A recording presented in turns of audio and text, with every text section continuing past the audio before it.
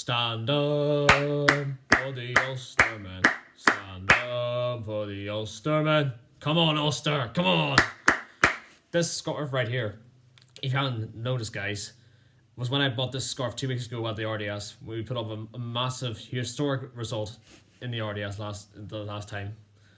Tonight, 2 weeks later, we've done another history. We've beaten Clermont away, who are a great side in Europe. If anyone wants to play them down in the bow in terms of their transition, I don't care. Clermont at home are hard to beat, man. I'm telling you, there are some side.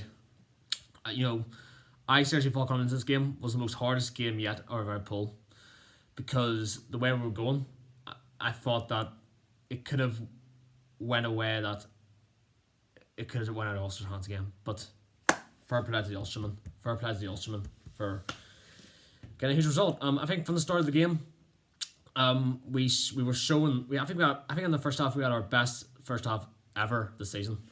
And yes, if you think about the first few games we had, they were very up and down, and they were very mixed. And you were thinking, are Ulster team capable of going to a big side and winning after those games? Like when you remember Connacht, we got thrashed at Lansdowne Road. I think everyone remembers that result, and you thought after that, can they actually do something?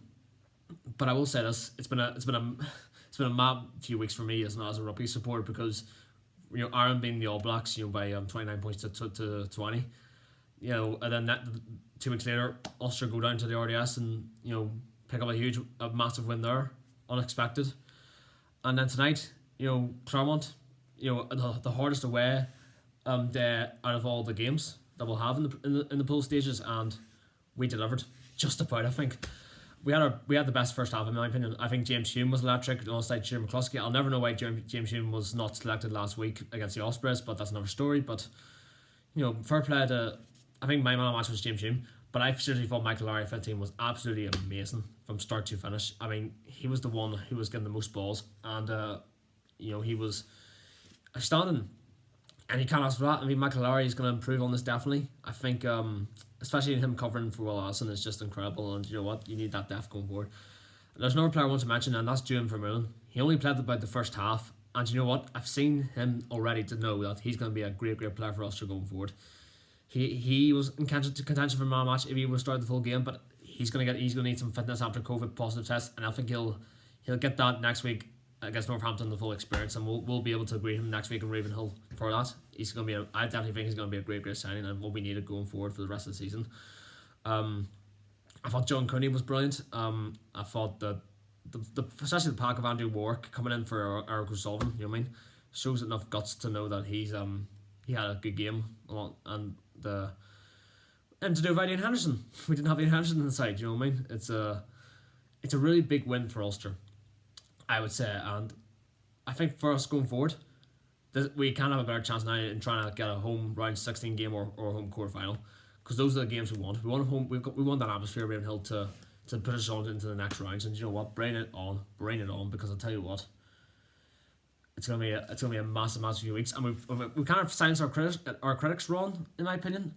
I didn't expect to go to Leicester to win, and I didn't expect to go to Clermont, but if we can do all those things together, then we're on the right path here, and bring it on, because it's going to be a good few weeks, hopefully, for Ulster. But we have to get past Northampton next week at Ravenhill next week, because it's going to be a massive game.